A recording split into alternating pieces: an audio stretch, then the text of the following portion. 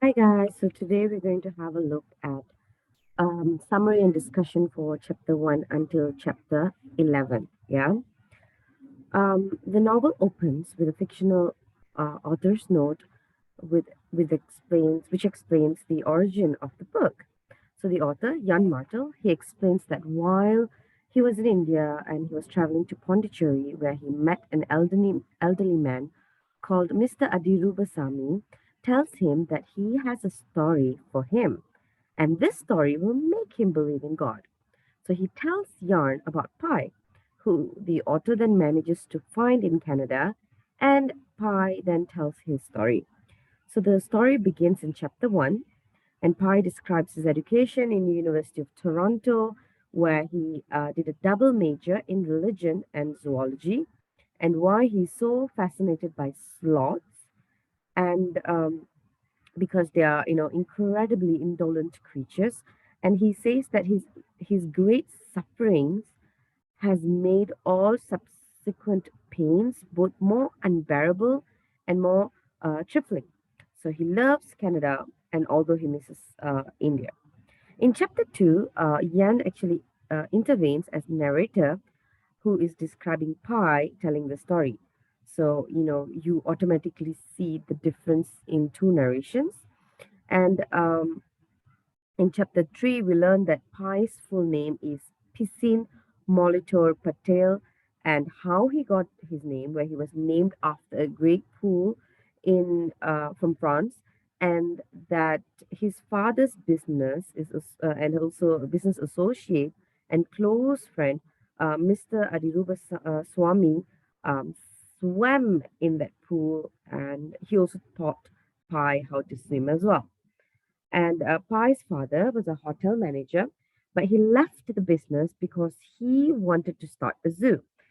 So in Pondicherry, the father started a zoo. Pai defends the zoo and attacks the common understanding of animal in the wild as free and as the animals in the zoo are unfree. For freedom in the wild is a myth, and animals are restricted by their survival needs and instincts.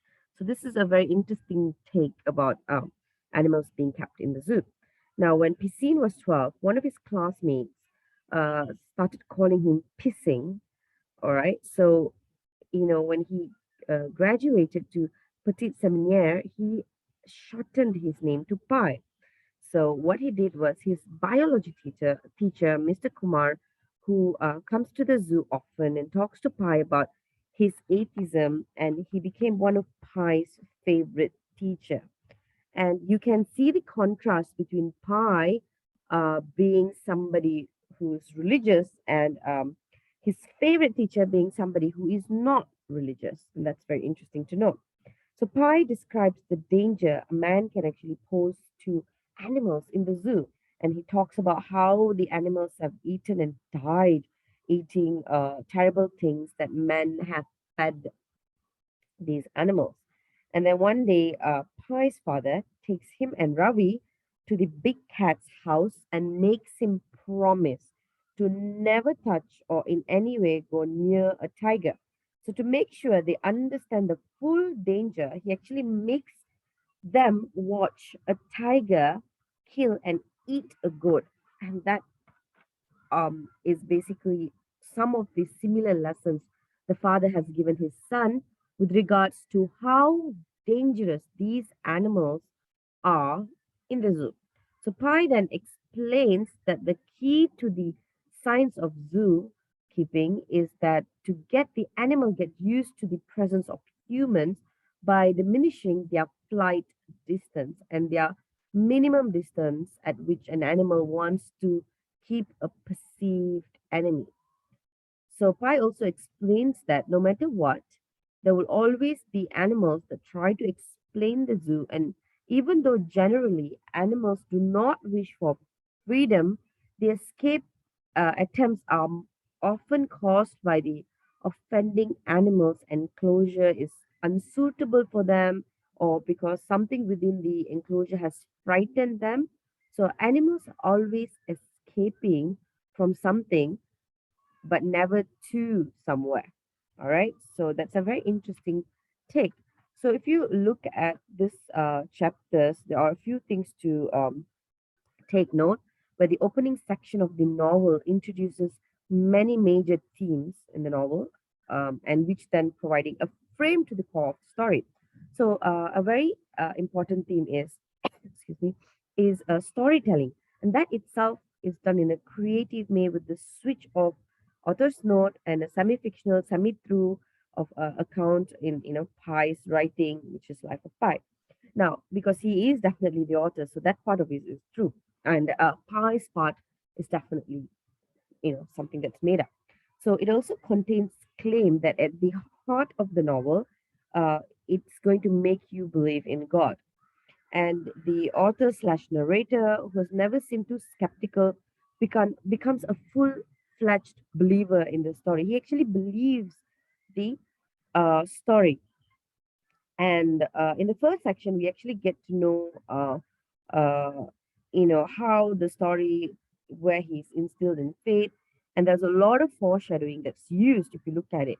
So we do not know that the fantastic story to come, or nor we don't know who Richard Parker is. At the beginning, it's kept in the dark, and then it actually comes clear to us that it's an animal.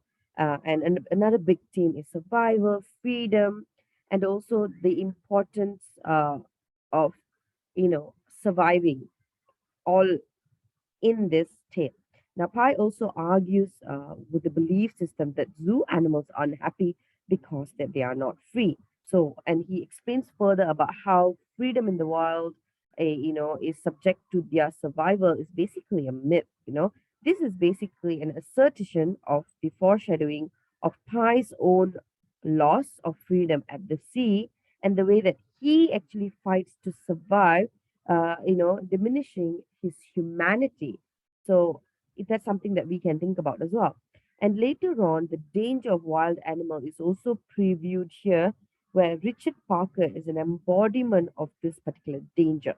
So there's a lot of knowledge that we gain about animals and the brutality of tigers, and also which contrasts to Pi's journey and survival, how he survived so miraculously. And there's a lot of symbolism here. There's a lot of symbolic elements here, especially foreshadows that dangerous Pi himself will become as he loses his humanity and in his fight to remain alive. Yeah. So another thing that we can have a look at is that how these chapters also talk about the connection between religion and science, and also how Pi's favorite teacher sees zoo as temple because he admires nature, and how Pi compares the misconception involved in zoo freedom and similar to misconception of many things about religion. So Pi opens the readers to the idea that belief in anything can be belief in God Himself. So, very interesting note.